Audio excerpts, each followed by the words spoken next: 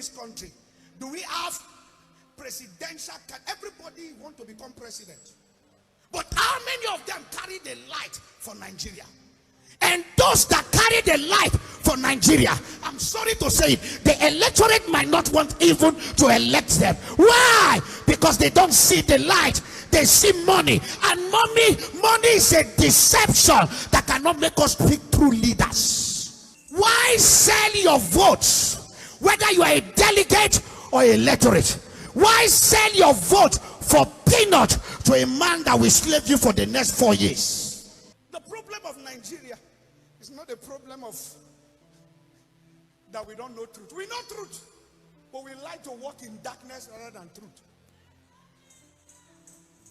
When we are talking about the unity of this country, which is not non-negotiable, yes, but what is the problem? How do you enter into a marriage and then you enter into an agreement and one side of the region is suffering and you don't allow them to produce president? Then you are complaining about their agitation. Why will they not agitate? The Igbo have been so, the Igbo race or the Southeast have been so deprived. You cannot be talking about one Nigeria when every time you want to pick a president, you say the Igbo man is not qualified. And then you want them to be in the marriage. This is the problem of the Biafra agitation. If you cannot solve that problem, you will still have more Nnamdi Kanu agitating. That is the reason you cannot be preaching love and unity and be practicing the opposite. This is the major problem of Nigeria. Why will the Southwest, I'm a Yoruba man, continue to be in power? Why will the North continue to be in power? Then the major language, you are not telling them you don't trust them. If you don't trust them, why are you keeping them? Leave them, let them come. I don't care how many of them are coming, whether they are in unity or not in unity. Give them the opportunity to prove themselves. The politics will go to the highest bidder. It has become a democracy which is called meritocracy. It is about the one who have the money. And I don't blame them. The church will fold our hands and we say, no, politics is a dirty game. All we are doing is to intercede. This is the problem. You will intercede and chop intercession when it is time. Those who are power brokers, we enter there, go into primaries, join the political party. This is the problem of the church. Who is but blind? The church. Too spiritual. Politics is not only spirituality. You have to join the game. You have to belong to a political party. You have to follow and become a delegate. How many Christians do we have as delegates in most political parties? How do we influence? This thing is not of prayer alone. We have been praying. If prayer can change Nigeria, the intercessors in Nigeria would have changed everything. The problem we have prayer warriors without strategies. Every regime has its own achievement. For me, speaking my mind as a citizen of this country, not as a pastor, we are so divided now. There's really a tiny line between unity and hatred or disunity. We want to pray for the unity of this country. We want to pray for the leader of the day, or the government of the day, to do the needful before leaving. Because the issue is not about handing over or taking over. It's about handing over a more united country so that we can be solid. It's not easy when a country is going the way we are going. There can be no development. We are going to pray. Of recent, I read in the news and I saw that the government of the day granted some prisoners some pardon, presidential pardon. That's a welcome idea. Sometimes I ask myself if those ideas are factored in the unity of this country. Now, why you are giving people presidential pardon?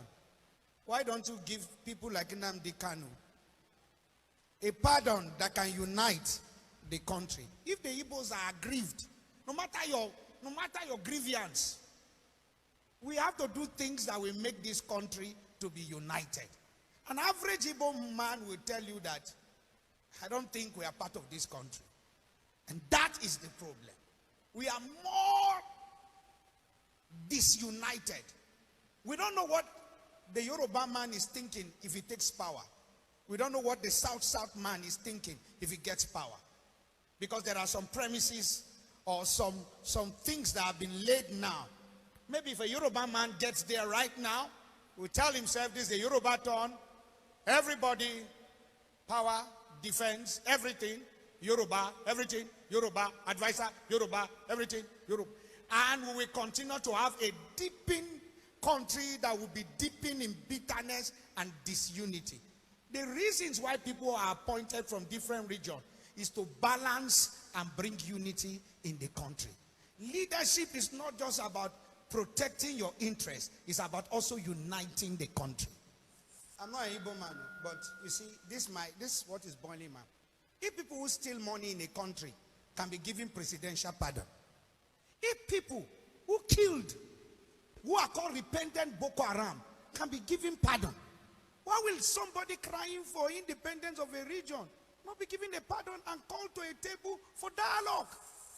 This thing, I just wonder.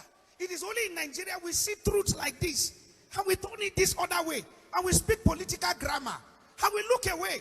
And then we hear people talk about unity and federal character, talk about so many things, and it does not represent what we talk about. There are special breeds in this country that can influence the factors that brings about turnaround in this country. If you look at the population of the youth as per 2019, the population of the youth and those who are able to vote, and how many youths even vote, and even this new election, you discover that the youths of this country can determine who becomes the president of this country. But where do we reign? We reign on social media. We reign on one show. Youth will vote almost how many millions will vote in one show and make people. But when it is time to decide what becomes of our country, all we do is to criticize pastors. Pastors are not the one controlling the economy of this country. It's okay. Abuse us as pastors, so that we can also be checking ourselves. As you are abusing pastors and checking pastors, can you check the government very well? Can you check the government that determine the future? The reason why ladies are sleeping with dogs and young men are going on Yahoo is because the government of the day has failed. When governments begin to fail, youth will misbehave. And you youth, your power can influence. But we major on the minor and we minor on the major. Why you abuse men of God? Can you sit down to say we can go this way? I saw a movement sometime during the COVID time. What's the movement? NSAS. And I saw how the youth organized themselves. And I said, oh, that's wonderful. That's energy, okay. But not energy completely in the right direction. If the energy rallies around a genuine youth, we'll be talking about the third force that can checkmate the two major parties. But what is the problem? The youth still don't understand. When we say you are the future of tomorrow, we need to understand that we need to pray for the youth of this country. Let me say this. There is a cut-off from the older generation and the younger generation. And I will not blame the older generation, because do the youth of this country really understand what it means to take over, what it means to rule, what it means to influence? Because the direction we are traveling is not the direction to influence. If we abuse the older generation, what is the light that the youth of this generation have shown that we are competent enough to influence and change things, even more than the older generation? What are we doing in the Yahoo sector? What are we doing in scamming? What are we doing in sleeping with animals, dogs? What are we doing in being wrongsters? Oh, what are we doing? Abusing fathers, dishonoring, not understanding the law of honor, releasing energy in the wrong direction. Who are the people they use for political thuggery? Youth.